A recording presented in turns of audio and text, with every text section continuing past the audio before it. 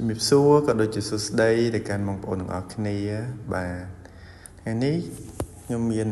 ប្រភេទ motor ដោះប្រឡងមួយចង់ធ្វើការ review ជូនបងប្អូនមើល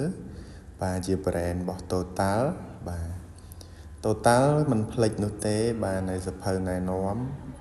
បាទហើយក្របសោនេះគឺធំតាន់មែនតែនបាទយើងមើលទាំងអស់គ្នាអញ្ចឹងសាច់ជ័រសាច់អីហ្នឹងគឺអែមខ្លាំងបាទសភៅណែនាំនេះបងប្អូនអាចយកទៅឆែកមុនបាន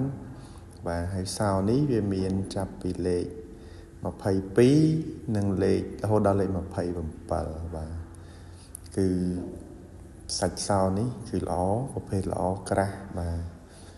អញ្ចឹងបងប្អូនយកទៅប្រើប្រាស់អត់បាក់ភ័យខ្លាចវាទ្រុខ្លាចវាមូលអីទេ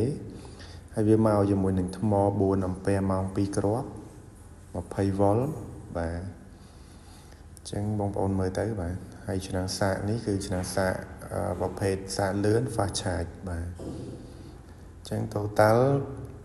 បាទគឺធានាកម្លាំងខ្លាំងបាទ